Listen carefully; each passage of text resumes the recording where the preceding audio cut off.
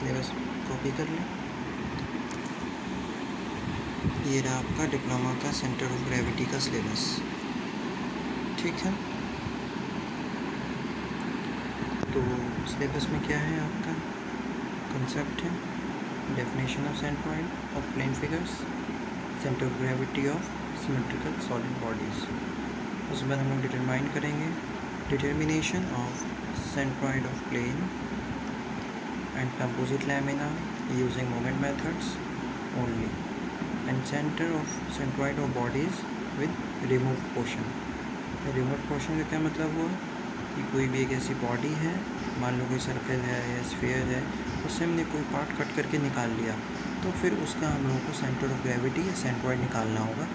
कोई भी बॉडी होगी उसका हम लोग कुछ पार्ट कट करके उसमें से काट के निकाल लेंगे, तो उसका क्या निकालना होगा हम लोगों को, centroid of bodies with removed portion, ठीक है।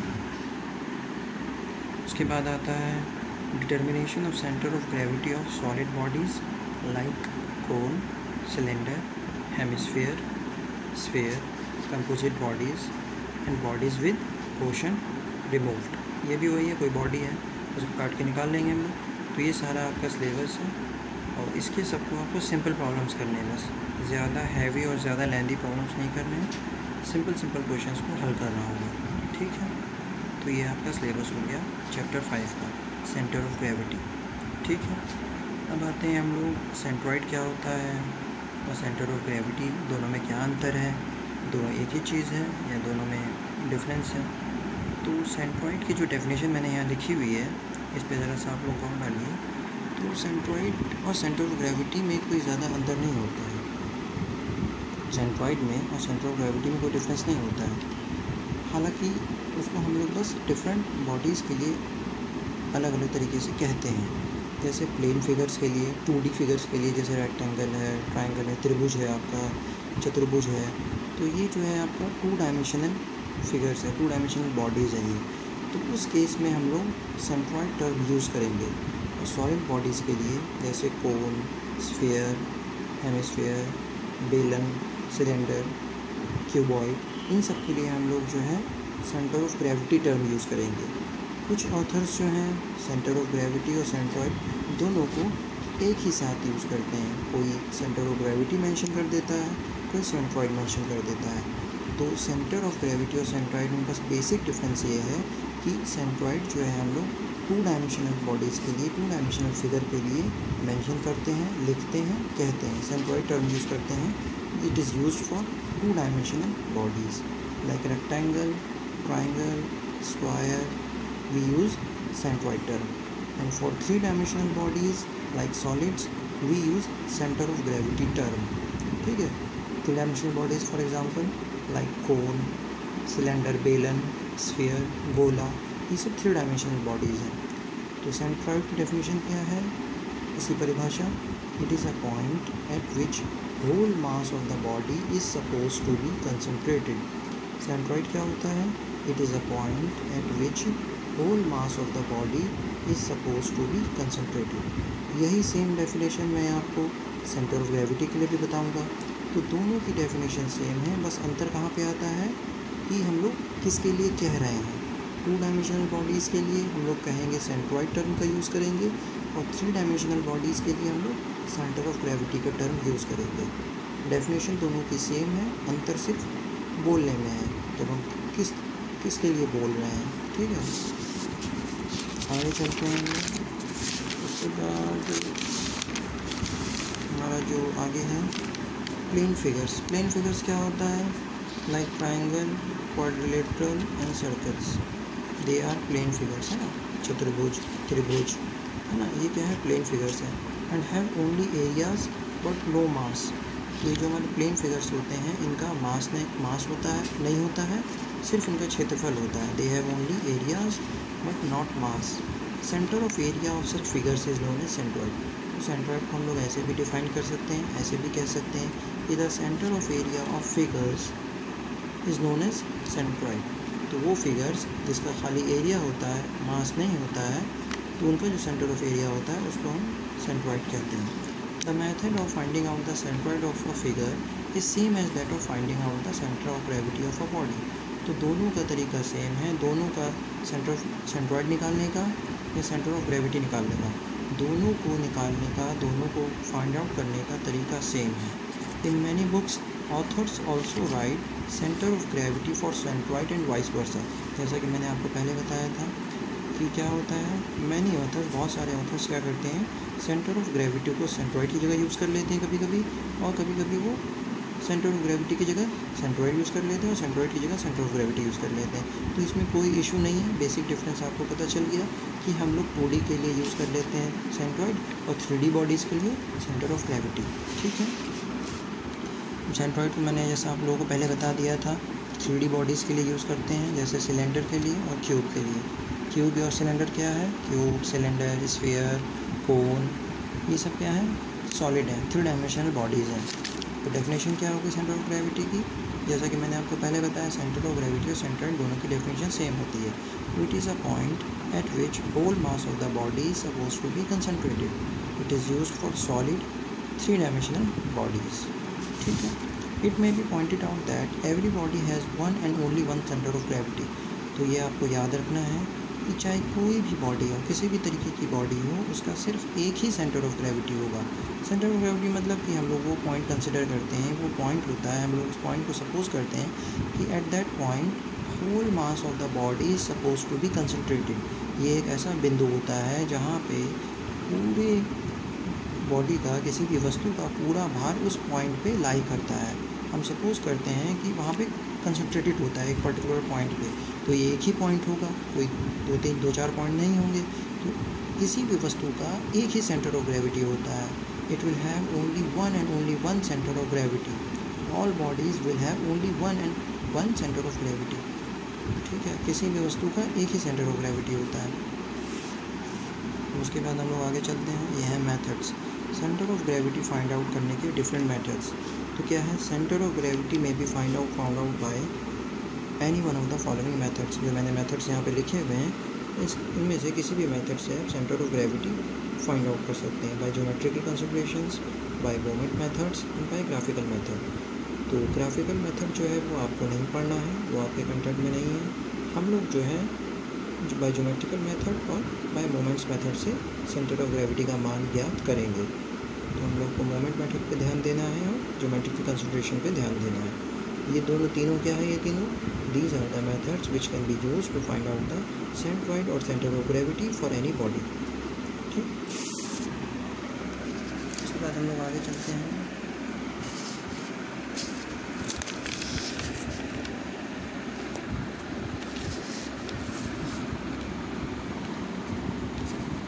उसके बाद है centre of gravity by geometrical consideration. जैसा कि मैंने आपको पहले बताया था कि centre of gravity of a simple figures में be find out from the geometry of the figure as given below. तो हम लोग बहुत सारी ऐसी जो चीज़ें होती हैं, जो सिमेट्रिकल बॉडीज़ होती हैं, उनका सेंटर ऑफ ग्रेविटी हम लोग उसको देख कर पहचान सकते हैं कि उसका सेंटर ऑफ ग्रेविटी कहाँ पे होगा। For example, centre of gravity of a uniform rod is its middle point. अगर मान लीजिए कोई आपका रॉड है, यूनिफॉर्म रॉड है, तो उसका सेंटर ऑफ ग्रेविटी कहाँ पे होगा, उसके मिडिल पॉइंट पे होगा। फॉर एग्जांपल, जैसे ये पेन है, इस पेन का सेंटर ऑफ ग्रेविटी कहाँ पे होगा, इसके सेंटर बिंदु पे होगा, सेंटर में होगा। हम लोग क्या एज्यूम करेंगे, क्या सपोज करेंगे, हम लोग ये मानेंगे कि इस पूरे पेन का जो मास है, जो वज़न है, भार होगा, it will lie at the centre of this pen, है ना। कि हम लोग ये एज्यूम करेंगे कि इसका पूरे का जो मास होगा, इस पेन का जो मास, वो कहाँ लाई करेगा, वो कहाँ पे, किस बिंदु पे होगा, इसके सेंटर पे, at the centre point of this pen. तो वी विल कंसिडर दैट, और we will suppose that the whole mass of this pen will lie at its centre. This point will be known as centre of gravity of this pen. ठीक है, उसके बाद कुछ symmetrical figures होते हैं, जैसे कि centre of gravity of a rectangle और a parallelogram is at the point where its diagonal meet. तो सेंटर ऑफ ग्रेविटी, जैसे ये रेक्टेंगल है, तो इसका कहाँ पे होता है, जैसे एक डायगोनल ये हो गया, दूसरा डायगोनल ये हो गया, तो इन दोनों डायगोनल का जो पॉइंट ऑफ इंटरसेक्शन होता है, वो क्या होता है, इसका सेंटर ऑफ ग्रेविटी। तो centre of gravity of a rectangle और a parallelogram is at the point where its diagonals meet each other. It is also a middle point of the length as well as breadth of the rectangle. जैसे देखिए आपने, इसका length है, इसका middle point ये हो गया, ये ब्रेथ है, इसका मिडल पॉइंट ये हो गया। तो इन दोनों को जो अब आप यहाँ ऐसे खींचेंगे यहाँ पे, तो देखेंगे यहाँ पे सेंटर पॉइंट आएगा दोनों का। ये किसका सेंटर पॉइंट हो गया, ये जो बिंदु है, जो सेंटर ऑफ ग्रेविटी है वो जिसका मिडिल पॉइंट है, इसका लेंथ का और इसके ब्रेथ का। तो centre of gravity of a rectangle is the point of intersection of its diagonals. एक डायगोनल ये हो गया, दूसरा डायगोनल ये हो गया, दोनों डायगोनल का इंटरसेक्शन जो है, जो जहाँ पे एक दूसरे को काट रहे हैं लोग, वो सेंटर ऑफ ग्रेविटी कहलाएगा। ठीक है, आगे चलते हैं। अब सेंटर ऑफ ग्रेविटी अगर हम लोग को ट्राइंगल का निकालना है तो इसका भी हम लोग जो है सिमेट्री से पता कर सकते हैं, इसको देख के बता सकते हैं। जैसे कि ये मान लीजिए ट्राइंगल है, ठीक है, इस त्रिभुज का सेंटर ऑफ ग्रेविटी कहाँ पे होगा, इस त्रिभुज का जहाँ पे इसके तीनों मीडियंस जो हैं एक दूसरे को इंटरसेक्ट करेंगे। जैसे कि BE is a median, AD is a median, FC is a median. तो आप ये देख रहे हैं कि तीनों मीडियन कहाँ पे एक दूसरे को काट रहा है, तीनों मीडियन जो है इस पॉइंट पे एक दूसरे को काट रहा है। तो ये क्या हो जाएगा, CG हो जाएगा, centre of gravity of this triangle ABC। ठीक है, तो उसके बाद centre of gravity of a triangle is at the point where three medians, median क्या होते हैं भाई, median is a line connecting the vertex and the middle point of the opposite side of the triangle, इसको हम लोग median कहते हैं। तो CG ऑफ अ ट्राइंगल क्या होता है, CG of a triangle is at the point where three medians of the triangle meets as shown in the figure. जैसे मैंने यहाँ दिखाया है, तीनों मीडियन जहाँ पे मिलते हैं, जहाँ पे एक दूसरे को काटते हैं, वो ट्राइंगल का सेंटर ऑफ ग्रेविटी कहलाएगा। किसी भी ट्राइंगल का आप तीनों मीडियंस को ड्रॉ कर दो और तीनों जहाँ पे एक दूसरे को कट करेगा, एक दूसरे को इंटरसेक्ट करेगा, वो सेंटर ऑफ ग्रेविटी कहलाएगा उस ट्राइंगल का। उसके बाद मैंने यहाँ पे सेंटर ऑफ ग्रेविटी आपको पैरेललोग्राम पे दिखाया है।